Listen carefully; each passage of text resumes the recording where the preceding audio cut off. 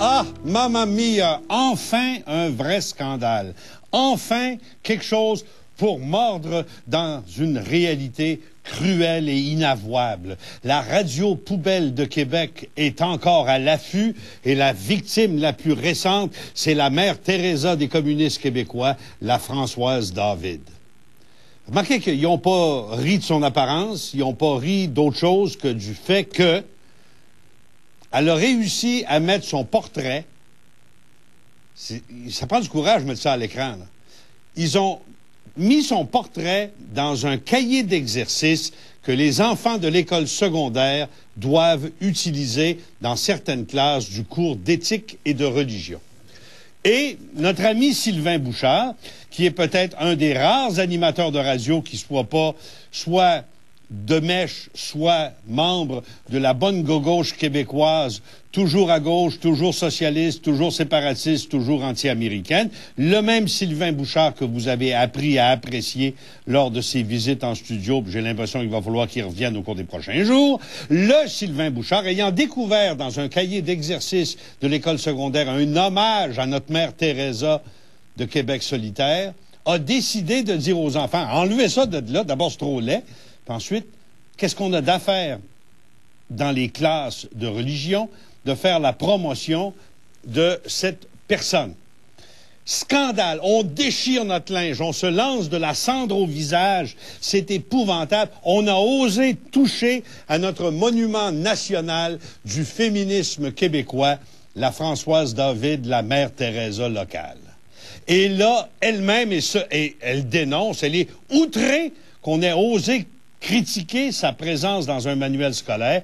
Elle dit que, à nouveau, on parle de la radio poubelle de Québec, où on ose dire des affaires qu'on n'a pas le droit de dire à Montréal, puis qu'on ne devrait pas avoir le droit de dire nulle part ailleurs au Québec. Quelle niaiserie! D'abord, qu'est-ce que Françoise David a à faire dans les manuels de vos enfants? On dit d'elle que c'est une héroïne québécoise parce qu'elle a organisé la marche là, des roses puis des machins là, qu'il y avait eu, où Jacques Parizeau était à l'arrivée, rond comme une bine, en train de chanter avec les madames. Vous vous rappelez sans doute de l'extrait sonore. Moi, je ne saurais l'oublier. À ce moment-là, trouvez ça dans les textes qu'on recommande à nos enfants à l'école secondaire.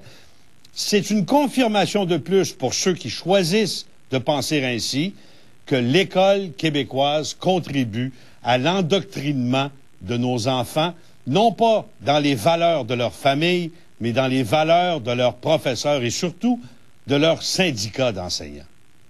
Il y a partout des réactions hostiles qui viennent des syndicats d'enseignants pour faire pendre Sylvain Bouchard ou, en tout cas, lui enlever son microphone. S'il fallait que cet homme continue à propager des idées aussi fausses que la méfiance à l'égard de Françoise David et de Québec solitaire, j'ai l'impression que le Québec ne pourra pas survivre, en tout cas pas dans sa forme radio-canadienne actuelle. Quel scandale! Les féministes sont aux barricades. C'est drôle. Ce sont les mêmes féministes qui n'ont jamais réagi quand l'enquête Scorpion est venu démontrer il y a quelque temps à Québec que des réseaux de criminels vendaient les services sexuels d'adolescentes à des messieurs riches et influents de la société québécoise à Québec et de la société québécoise en général. Rappelez-vous, deux humoristes très connus que j'ai le droit de vous nommer si je vous rencontre en personne, mais que je n'ai pas le droit de nommer à la télévision, qui sont allés voir le juge à Montréal et qui ont dit « On va être nommé dans l'enquête, s'il vous plaît, interdisez aux journalistes de dire notre nom. » Les mêmes féministes qui n'ont jamais réagi durant le procès de Robert Gillet, l'animateur de radio de Québec, qui n'était pas de la radio poubelle, ben non, il était de l'autre gang. Robert Gillet a eu un procès où il a été trouvé coupable d'avoir utilisé les services d'une prostituée mineure. Mais comme une de ses défenses, c'était de dire que la fille avait l'air majeure, le juge Fraser Martin de la Cour supérieure a fait circuler au tribunal, pour la contemplation des jurés, des avocats, une photo de la victime, 15, 16, 17 ans, toute nue, pour que les jurés puissent considérer si elle avait les nichons et le poil au cul d'une fille de 18 ans ou non. Jamais j'ai entendu les amis de Françoise David dénoncer ce geste épouvantable d'un tribunal québécois canadien. Je n'ai pas non plus entendu les féministes québécoises dénoncer le fait que certains hommes d'affaires de Québec ont annoncé il y a quelques jours le retour à la radio de ce même Robert Gillet. Je suis persuadé que les féministes sont comme moi. Elles sont persuadées que Robert a obtenu un pardon et que, par conséquent, il va se relancer à nouveau, ce qu'il mérite bien, car je sais, je suis prêt à répéter, j'ai toujours dit, Robert Gillet mérite un micro. Robert Gillet mérite aussi de faire face à certains démons qui l'ont habité au long de sa carrière. Mais ça, évidemment, c'est un autre problème.